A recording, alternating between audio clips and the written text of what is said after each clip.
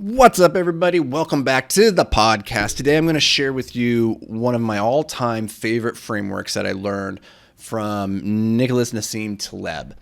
This is a framework that you can use literally in any aspect of your life, whether that's business, relationships, health, whatever. It's so powerful, and it also is very closely linked with a framework that Charlie Munger, who, if you're familiar, is Warren Buffett's right-hand man. He's a brilliant individual who's all about mental models. Anyways, Naseem's framework that I'm going to share with you guys is very similar to a Charlie Munger framework. So you're actually going to get two for the price of one, you lucky duck. Okay, so this framework is called Via Negativa. And the idea behind it is when we're trying to figure out what would be good for us in life, whether that's like, I want to live a good life. Like, let's just start there very broadly. What would it look like to live a good life?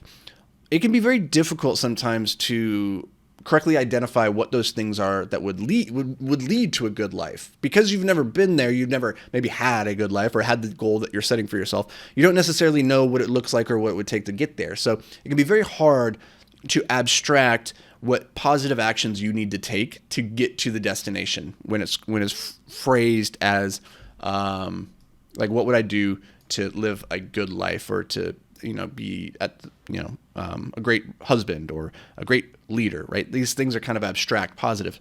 However, our brain, as it's been wired in our human experience of evolution, is very good at being pessimistic, at looking at the negative and asking ourselves, okay, well, what would it look like if everything went to shit? What would have to happen? Like, we could figure that part out. We're really good at imagining worst case scenario.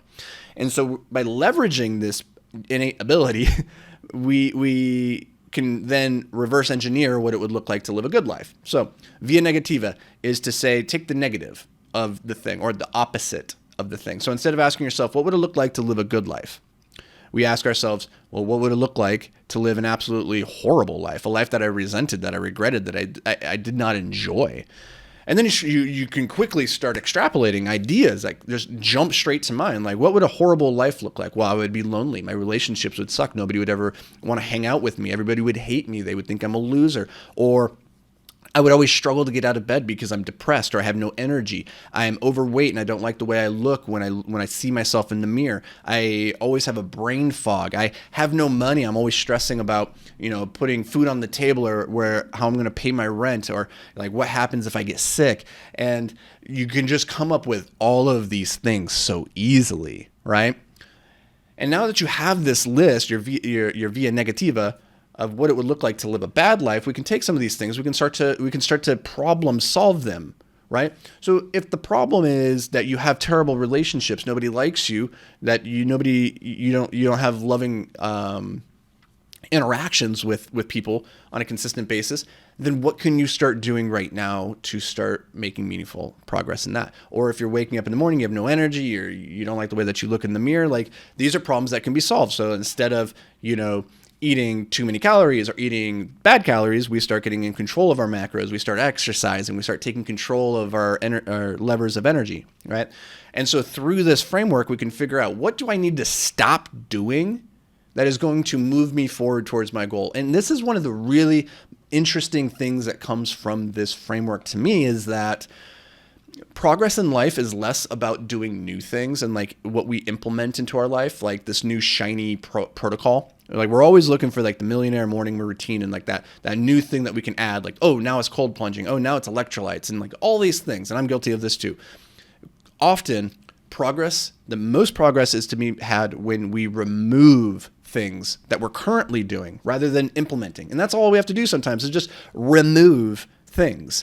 So what are the things right now that if you were to remove, like, what are the top 3 things that if you were to remove from your life would move you towards your big goals for the year, for the decade, the fastest? And so for me, I sat down recently and I did this exercise because I was like, okay, I'm not making the progress that I want to make towards my goals. I have very ambitious goals and they're very hard to hit. And so I need to be very focused and intentional about my actions that are going to get me there. And what I determined was there's three things that if I stopped doing would move me towards my goals the fastest, just by consequence of no longer wasting time or energy or mental bandwidth on those things. And this can be a really, really powerful exercise. I'm going to share with you my 3 things that I came up with for this quarter. Like if I can stop doing these things, it's going to pay massive dividends. Okay. And I bet that there's some things that immediately come to your mind that you're like, if I could stop doing that, for sure, that would be beneficial. Okay. Number 1, video games. I don't play video games in the traditional sense. I play chess. And chess is a very interesting activity. If you guys don't know, I played very competitively when I was a kid. I won the South Dakota State Chess Championship, the Governor's Cup. Like, I was very into chess. It was a thing that my dad and we bonded over. He was in the military. He was gone a lot. When he was back, he was kind of emotionally distant. And there weren't a lot of ways to connect with us because he was, kind of emotionally stupid. So how do you connect with kids? And he taught me to play chess, which is a weird activity for a kid with ADHD, but I became very hyper-focused and obsessed with it. And it's a game that has a lot of meaning to me. With that said, I tend to go down this rabbit hole of chess and playing bullet chess, which is a very fast type of chess. It's like a minute for each side that you can play online. And I am very, very into it. I love it as a way of just kind of emotionally and mentally disconnecting, it's a way for me to shut my brain off and go into white noise. However, I spend way too much time doing it. It's too easy just to pop open and start playing. It's not like the traditional video game where I'm sitting there and spending for hours, but I might open it, want to play 1 or 2 games. Next thing I know, 20 minutes have gone by. That's just 20 minutes vanished in the blink of an eye. And it's interesting because chess has a bit more of a positive connotation as like an intellectual sport. So it's easier to justify. But at the end of the day, I'm just playing a video game. It's really all it is. And so that's one thing I need to cut out of my life. If I did that, that would free up a ton of time. Number 2 is analytics. Compulsively checking analytics.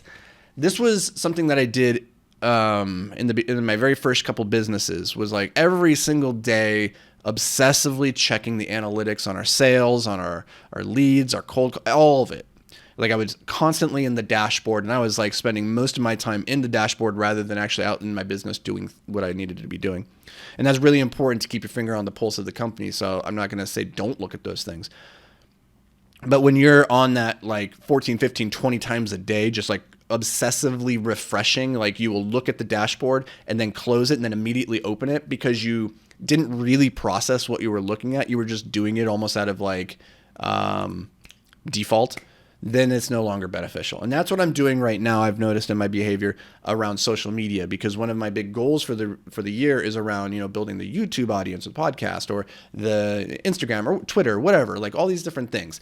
And so there's so many analytics to dive into, and it's a bottomless well that you can lose a lot of time and energy to. And it's important, again, keep finger on the pulse, but you need to get out of the analytics and actually back into the game doing the things that matter. So that's a really big one for me, is I wish I could just push a button and just be like done with the urge to check analytics, but it's still very much there. Number 3, the third thing that I need to cut out of my life is, it's kind of a twofer. It's gluten, but really what it is oversleeping and feeling lethargic throughout the day. So over the last month, I've been oversleeping, getting up around like 6:37 in the morning. I'd like to be getting up closer to 5:30. When I'm feeling good, my body is energized, I'm eating well, I have no problem waking up at 5:30. So I can notice as I sleep later, because I don't wake up to an alarm clock, as I start sleeping later, it's usually tied to my nutrition and my exercise and all these things. And one of the things I'm noticing is that gluten seems to have a very negative effect on me as on my energy levels, my brain fog, my clarity throughout the day. And there's some interesting studies that correlate gluten with ADHD, and there being some very interesting side effects there. So I'm starting to notice that in my own world right now. So I'm trying to cut gluten out. I'm trying to stop oversleeping so I can get back to that place where I'm waking up feeling fresh and energized and excited to tackle the day. But those are the 3 things that need to be cut out: chess, analytics, gluten, oversleeping, however you want to define it.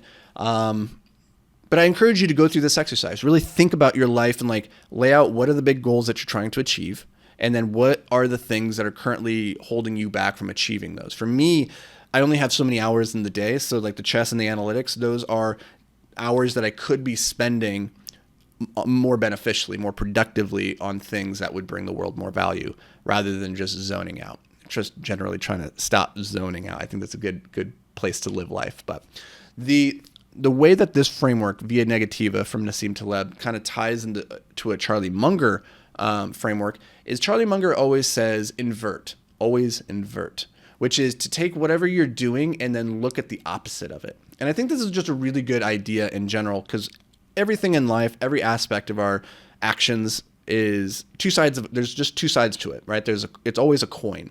And so if you're looking at the one side and you're having a hard time problem solving it, then invert. And this is a practice from mathematics. I can't remember which mathematician Charlie Munger is quoting, maybe Blaise Pascal. I don't think that's right.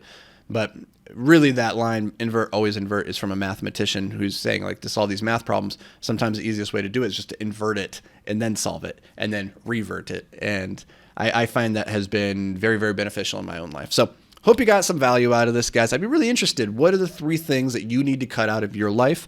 Find me on social media, Anthony Vicino on Twitter, the Anthony Vicino on Instagram. Shoot me a DM. Let me know what are the 3 things that you need to cut out of your life, or leave a comment down below. I'd love to hear from you guys. I want to engage with you. So drop those, and I really appreciate it. As always, psyched to have you here. Looking forward to seeing you in the next episode. Until then, my friend, stay hyper-focused.